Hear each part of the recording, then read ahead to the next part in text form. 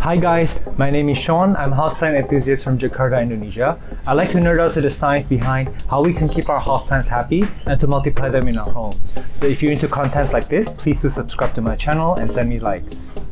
So today's video was actually very impromptu, although I've been planning to do this for a long time already since many of you requested. And I'm late for dinner, by the way. I'm supposed to make a dinner with Thai food. So that's actually my favorite meal to make at home, but I digress. So there's a Raphidaphora Tetrasperma which I meant to cut up for you guys in a propagation video, and today it's snapped in half, or more than half rather, and I don't think I can bend this back into shape. So I'm pretty much forced to cut this. As you can see, this is broken.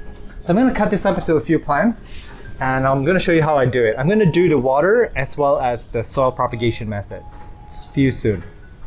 So one of my mistakes is that I did not let the aerial roots attach to the moss pole. I'm supposed to tie with every new leaf growth, I'm supposed to tie this onto the moss pole so that the roots will kind of hug the moss pole. But I totally didn't bother with this guy. That's why it wasn't gripping onto the moss pole at all. It was just kind of hanging out there. That's why it broke so easily. But this is a good thing too, because if the aerial roots are very attached to the moss pole, I would not be able to propagate it easily. You're gonna have to yank the aerial roots off the moss pole, which means that you're gonna harm the aerial roots, which we're gonna need for propagation. The first thing that I'm gonna do is obviously to cut it right where it snapped. So I'm gonna do that. And as you can see, this root is hugging the moss pole. Let me see if I can turn it around. Yeah, it's attached itself into the pole. So yeah, I'm gonna pull it out a little bit. So yeah, as you can see, this is broken beyond repair. I'm gonna move that away. And then I have to decide here. Please forgive the hard water stains. And I can feel from the leaves that they're not very full right now. Normally I would propagate a plant after it's been watered and fertilized so that the leaves feel firm and full, so they have a lot of energy stored up in there. But it's okay, I know that this will propagate just fine. So I need to figure out how many leaves I want to leave on this plant.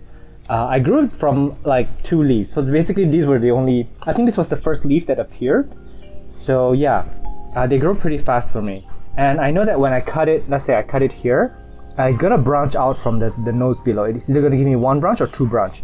And my best guess, since there's so much plant material, that is gonna give me 2 to 3 branches, because there's a lot of really good roots in there that's gonna support that size plant. So let me see, I'm actually going to cut it. I'm gonna be super greedy, hang on. I'm gonna cut it right here. There. Okay. Of course, I'm like having a hard time because I'm filming with, yeah. So as you can see, the aerial roots have rooted into the soil. So this is beautiful. So this cutting is gonna give me a very, it's already rooted basically. I just need to put it straight into soil. So yeah, I'm gonna prepare the cutting. So I'm gonna put the camera on a tripod and I'll get started. So here we have our cuttings. And I want each leaf to become its own plant, so I'm just gonna cut it like that. Very easy. Super fast too. And you can do the same trick on your monstera, whether it's Adansonii or deliciosa. And your pothos are gonna be propagated the same way. This one doesn't have a lot of aerial roots actually. This is gonna be in water.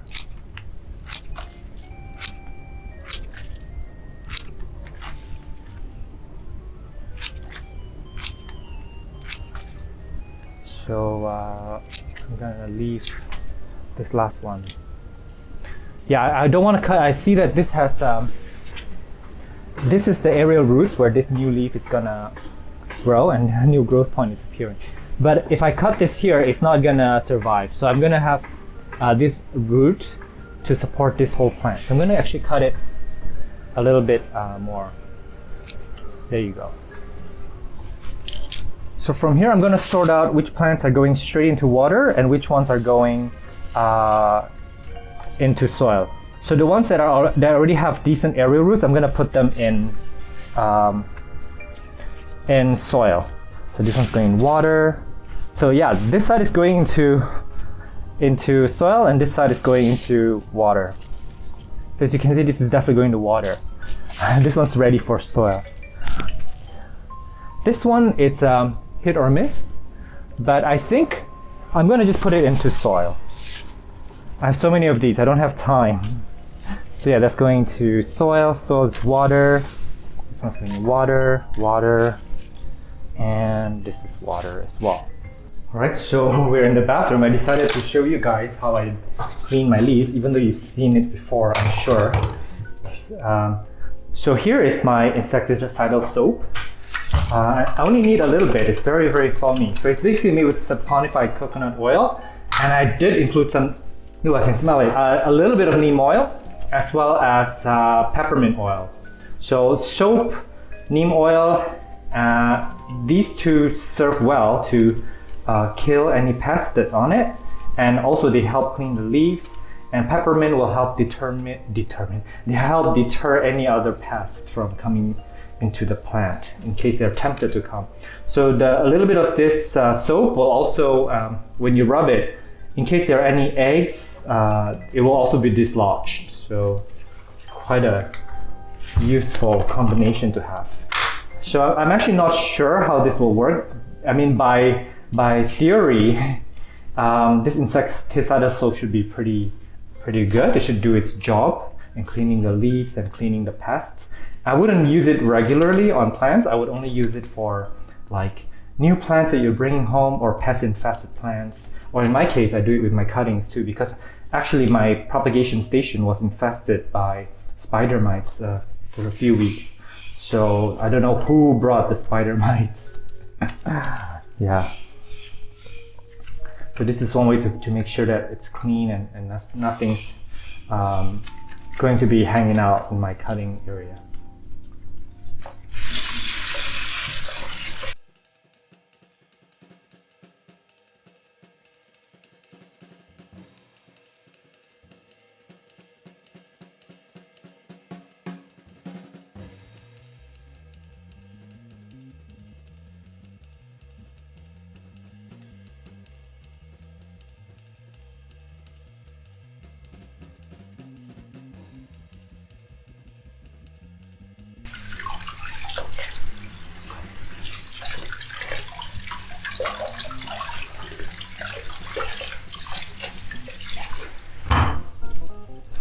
Alright, so I'm gonna meet you back outside where I'm gonna pot these up. So here we are with our very ad hoc settings. Sorry, I'm like super late for making dinner. So here is a tub filled with burnt rice hulls. And here are some coconut husks. In case you miss out on my aeroid soil mix, do check out my soil video. I cover extensively all the different ingredients for different plant species. Yeah, and this is the one that I just go to for aeroids. And some of the information here might be a bit repetitive for some of you. It may help you jog your memory because I did mention in my other videos. So basically, the coconut husk is gonna drain pretty fast. It's gonna allow for air to move through the media, sorry. And perlite is also going to be adding a lot of aeration in there, while the burnt rice hull is going to give you a little bit of carbonized material that will help you prevent root rot. It also retains a little bit of water. So this plant, all my aeroids basically in this soil mix have to be watered every day or every other day because it will dry out very quickly. And since these plants already have aerial roots, I'm going to go ahead and add some worm casting. This is sort of like a fertilizer. It's an organic compost basically. If your cutting doesn't have a lot of roots yet, you may not want to use your worm casting at this point because you may encourage some rot if you do. So I eyeball everything. I don't even use, I don't measure anything. Yeah. Okay, So there's that. I'm gonna take cell one with a little bit of root. So this one is a huge leaf actually for a Raphidaphora. Their leaves don't get bigger than this. This is as big as they get. I'm gonna put a little bit in here, and then put the cutting here. And you want to make sure it's this way out, guys. So when I cut it, yeah, so you want to put it this way out and not like another direction, because you want the cutting to grow up this way. Yeah, this is what happens when I film unscripted. Because this happened so last minute, I wasn't even planning on filming today, but I couldn't just leave him hanging. So I have to rescue it, kind of. And sometimes the best way to rescue a plant is to propagate it. Yeah, so that's done. Super easy.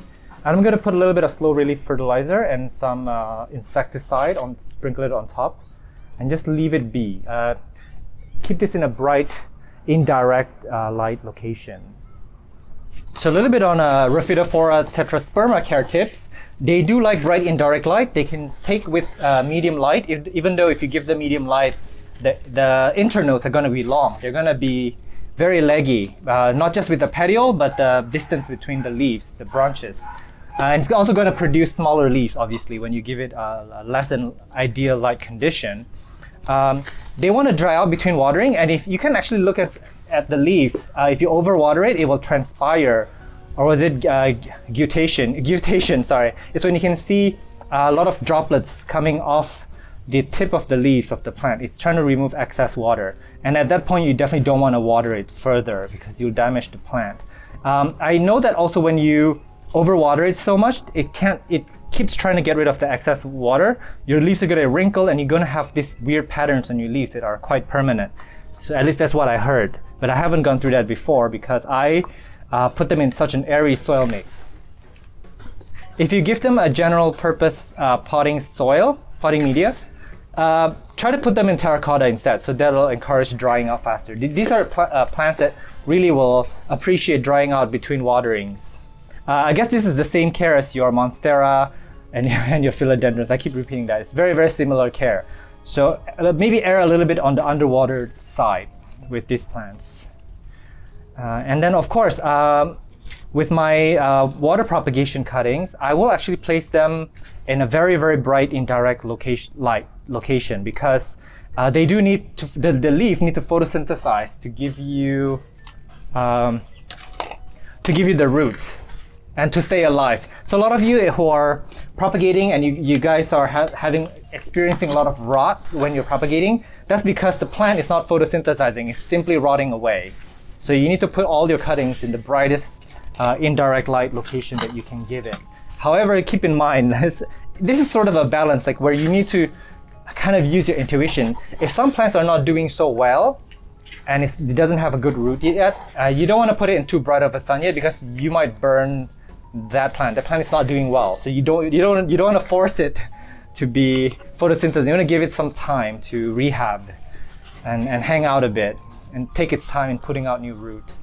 So I'm going to put these cuttings in these pots at first, and then obviously when they get older, they're going to need to be transferred to a pot with the moss pole so they can climb up.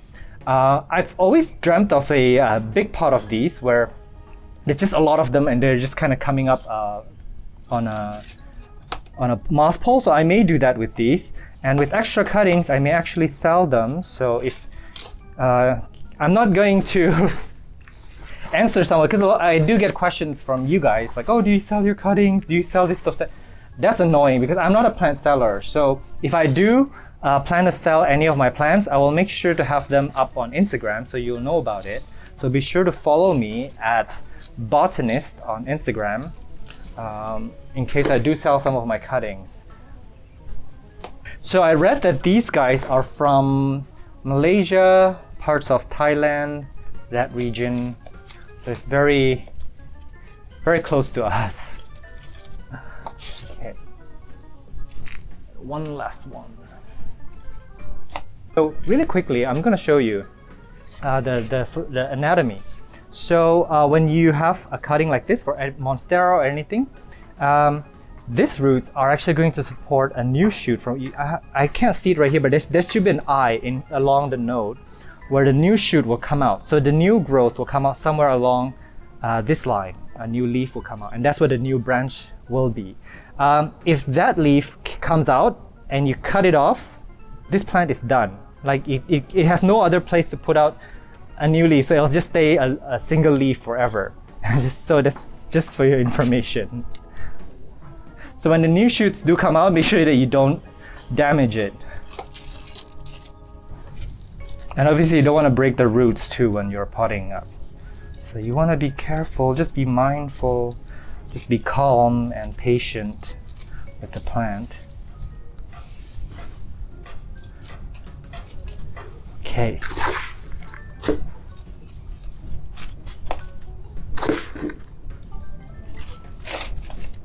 And I'm done. So yeah, I will see you in a few weeks. Bye. Ooh, sorry, before I let you guys go, I want to show you this propagation vessel that's in water, as you can see. I don't want to keep the water level too high, but now that I know there's so many cuttings in here, I have to replace or top up the water very often. Don't be in a rush to change out the water, because plants actually release hormones in there that's beneficial for them to root up. But also don't let them go to the point where algae grows on them and it rots the plant. So you're gonna find your balance. So check on this plant often. Again, I'm gonna keep this in a very bright, indirect location. And I really love this chicken mug, because this is very befitting of that Southeast Asian culture, which is like Malaysia and Thailand. So this is a very good tribute to that. For those of you in Asia, you know what I mean. And I actually decided last minute to stick these 3 cuttings into sphagnum moss only. I know that this works on a lot of aeroids. I've never actually propagated in sphagnum moss before, so I'm curious to see how they work. So I'm going to actually look at all the results, whether it's soil, sphagnum moss, and water propagation, to see how they are doing. So it's going to be a competition, you guys. We'll eliminate one of you every week. I'm kidding. So yeah, I'll see you guys in a few weeks or maybe 2 months. Bye. Here's a 5 weeks update on everybody. Let's go to the ones that didn't make it first. I wouldn't say that this plant has died. It's lost its... Oh, hang on. I spoke too early. I think this is mush. It's done. And something died in here. I think it's one of them. I think something pulled it out. I don't know, maybe an animal did. I don't see anything here. Sorry, I wasted like 10 seconds of your time. And here are the water propagations. I have them in this little cup. How cute. This one is yellowing, which is not good. Oh, they could be past. I'm not sure. I can't. No, it's not past. I think it's just mechanical damage. Yeah, but it's yellowed, and there's a new growth coming out here. So what I'm going to do is I'm going to cut this off, the leaf off, and I'm just going to stick that in sphagnum moss. It's going to continue to root. Here are some other ones, and they're all rooted basically. So I'm not worried. Look at that one. Wow, it's almost got symmetrical roots. How cute. Yeah, so I'm going to pot these up for you in a minute, but I'm going to quickly go through some of the other cuttings. This one's doing all right. This one's put on a new baby leaf. Yeah, all of them are basically alive, if you can see from the leaves. With any propagates, if the leaves hasn't died off, it means that the plant is very much alive and will push out new growth. So this is amazing. All right, let's look at the parent plant, see how she's doing. Here she is with the I think the old leaf was damaged because it was so tired probably, but it pushed out these beautiful leaves after. So I'm seeing 2 vines actually. This is one new vine with a new leaf, and a third one. I don't know if you can see that little knob there. That's the third one. I see. So it's gonna branch into 3 different branches, and I prepared a moss pole for it, so it's gonna take over. Yeah. So I actually took this cutting out of the sphagnum moss pot, And look at this. This is so beautiful. I just took a picture on Instagram before this, but it's so root bound. So we're going to transfer this into aerate soil mix. I'm beginning to love sphagnum moss propagation. It seems to be a lot better than the soil propagation. So yeah, I'm going to start doing that. Hang on, let me open the other one just in case. This one's just as beautiful. I mean, it's not as many roots, but it's it's doing very, very well. I mean, yeah, so let's take this out of the moss as much as possible. You don't want to disturb the root system. If a little bit of moss gets stuck or cling to the roots, mosquitoes, you can just leave them be. Don't try to separate them. Moss isn't that bad for the plant anyways. So I want to make sure that the cutting is right side up, it's facing up. I mean, you know that because the growth point would be kind of facing up. And I gave it a very tall moss pole, so it will be climbing up the pole in no time. With all Raphidaphoras, I definitely do recommend a moss pole. I don't know anyone that really grows it without the moss pole. It's part of the look. And I think a lot of you guys are wondering, what do I do when the plant reaches the top of the pole? Well, a few things. You can keep trimming it back, meaning if new growths come out, you can just propagate it, cut it, give it to your friends and family. Another way that you can use it is just set it free, like put it next to like a tree or a wall where it can just start, what do you call it, take over, like it can just grab onto things. I think I'm all set. Very nice. Put it here. And I've got one more to do. This one is a little bit harder because everything is so beautifully woven together.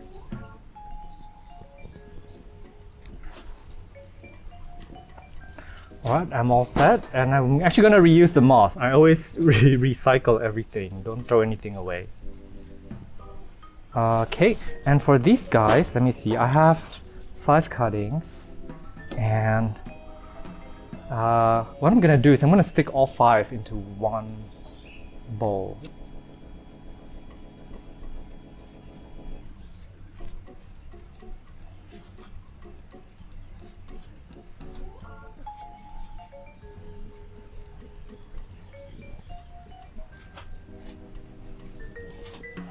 All right, so I am done. I am done. The other cuttings that you saw in plastic, I'm going to let them grow out a few more months until they have a few leaves, and I'm going to move them to terracotta. I'm going to give them a moss pole because they really appreciate climbing up something. So yeah, these are very, very cool plants, and it's very good if you have smaller space and you cannot have that giant monstera in your living space. It's also very good vertical element too. Imagine if you had like a wooden ladder and you just set this free under that ladder, let it vine and climb around. So this is actually a very, very good element of design for your living space. They're also very easy to take care of. They're stress-free. I don't see a lot of people with issues growing them. And they can take, again, low to bright indirect light. If you get low light, they have longer internodes. Yeah, so I guess that's all I have for you today. Thank you so much for watching. I'm @botanist on Instagram. Feel free to DM me if you have any questions about plant care and propagations. Meanwhile, do take care and stay safe. I will see you in the next episode. Bye.